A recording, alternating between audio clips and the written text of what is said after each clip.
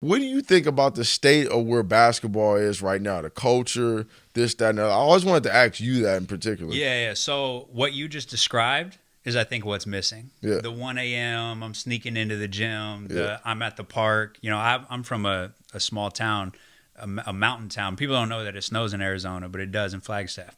And to play, I got to go shovel the driveway. Yeah. It's those moments, that's what builds your character. Yeah. That's what builds your toughness. And I think that's what's missing is right now, if a kid's going to go hoop, they got to have a nice gym. That gym's got to have a nice floor. They're not going to go play outside, which I think quarantine was good for because it got people back out on the streets a little bit, playing outside.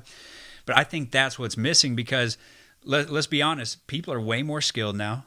Like, for sure. My nephew, he's doing moves that I didn't have until I was a freshman in high school. You know, like these kids are way more skilled. They're more athletic.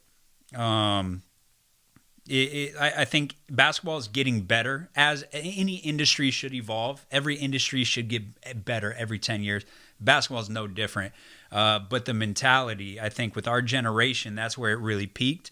And now people are getting a little bit softer. And I think it's just because they're missing those moments, the sneaking into the gym and the playing outside. There's a bunch of things that I love talking about this stuff, and I never care what anybody thinks about what I say about it.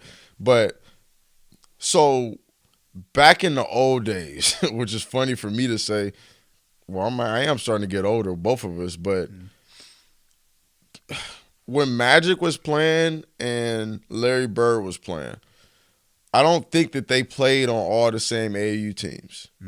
You know, so like when they met each other, there was a certain level of testosterone that were raised, and everybody's ready to go at each other because they've been hearing about this person that's good on the other side or wherever, right? And so now with social media, it's allowed everybody to be a lot closer and really like, okay, I respected people after we played. I didn't respect people before we played. Yeah. You have to earn that. And so that was like how I was raised to be, like just kind of crazy like that. And so with kids nowadays, you're almost seeing kids get fear in them before they play a certain guy that's ranked because they're watching their highlights and they're following them and doing this. Like me personally, I couldn't even process. And I probably would have been a part of the same journey if I was born in this, but I wasn't though. I wasn't born in the 2000s. I was born in the 1900s, which sounds crazy. Right. Kids are gonna be making fun of fun of me with my son. He's like, yeah, your dad was born in the 1900s, in the 80s. Yeah, in the 80s, bro. And so for me, like, I see this and I see how things have become more buddy, and I'm from the street ball era, so. Guys like Pooh, Bobby Brown, Trevor Reza, whoever, Hassan Adams, Russell Westbrook, there's Gabe Pruitt, Brandon Jennings, all these guys I can name from LA. I would just see them going from park to park to park to park to park. Yeah. So if this closed down, 24 close, rush out, we're going to Rush Park, or we're going to Raleigh, or we're going here, and they'll hoop. And there was this thing called late night sports, right? And so there were 3 courts. 1, 2, 3. All the good players would end up on 1 because they make their way up there or they would start there. Now, I was younger, so I would have to go from court 3, and if I win, I go to court 2, and if I lose, I go back to court 3. But every now and then I make my way up to court 1, and I would play against these monsters like they were all going to end up being NBA players. And so like that was my tournament. It wasn't even like AAU. It was just trying to get to that first court so I could hoop. And late night was sick because it was at night. And it would start at, 10 o'clock and go to whatever time. And so there was a certain thing. And they started so they can get kids off the street, stop doing drugs, start hooping. And so I always respected that. So I would go up there and, just try to make it to that first court. And I love telling the story. Bobby Brown, who played for the Houston Rockets, Sacramento Kings, whoever. Nice, yeah. He's the first person to ever cross me. Like left to right hard, and I was out of there, bro. Hit the jumper, and he didn't even really acknowledge me. He didn't talk no trash. He just kept going back down the other way. And so for me, like, that was, I always wanted to just kill those guys, right? Yeah.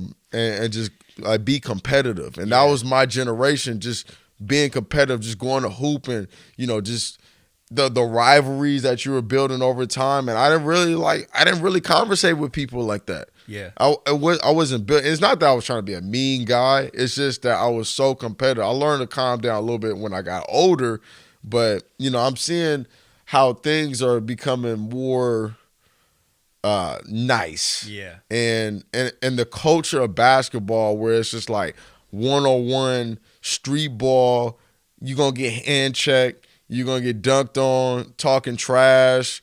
And it's not even just about the trash talk. It's just about the grittiness of even just going outdoors and playing basketball in the first place. And piggyback on what you were saying, it was nice to see people get back outdoors and this and that. I was forced over quarantine to train kids outside. Everybody was like, why are you not in the gym? I'm like, fool, we quarantine. Right. We're not supposed to be technically in the gym right now. So I was forced, and Calvin was with me, like we're, hooping outside every morning, 6:30. And for me, I noticed with the kids, like mentally, it did something for them to wake up and focus on going outside. Not me. A lot of kids don't even think to go outside. Yeah. They say, if it's not a gym, I'm not working out. And I understand a little bit of it in terms of, the impact that you take on the ground. But what I learned through those kids is if I build them up to be strong enough, that cement didn't hurt them. Yeah. And we were able to handle that load. You adapt. The body will adapt. I thought that was so sick. And I really learned that through quarantine. I had no problem going outside and working out. And then I started doing it. I'm like, oh, I'm not hurt because I was working out with them. Yeah. And so, the grittiness and all that type of stuff, I love the skill level nowadays, but I don't love kids' approach. Sometimes it just seems more about swag and looking cool. Sure. And I tell people that I hate the basketball swag nowadays because I always hated Hooper swag. I used to be a part of it, but now I hate it looking back. Because it's more about just like, seeming like you cooler than what you are, and not cool. Talking. Yeah. And not be. And what I started noticing about a lot of guys is that they just didn't know how to present themselves and how to talk. Yeah. And I learned that for myself because I had to take a communications class in school. And you were required to go up and give a speech about whatever. Yes. And when I started doing it, I was like, dang, I'm stuttering over words. Like how I'm talking when I couldn't do it. Bro. Every hooper needs to take like a public speaking class. Yes, that's absolutely. when I turn the corner is because now I'm up in front of the whole class and I got to come up with some speech, and then I realize how bad I am. Yep. Because as a hooper, the better you are, the less you have to talk because you're not going to start conversations. In fact, you think that that's not cool. You walk in the gym, you want everybody to come to you. Somebody asks you a question, you give them a one-word answer. I hate it. I can't stand it. That's how it is today. But even when we were coming up, the better the hooper, the less you have to talk. Right. And then eventually you get hit in the face and you're in the real world and you're like, oh, my game doesn't matter anymore. Yep. The way that I communicate is all that matters. Yep. And then you figure it out. But man, the earlier you can get that, the better.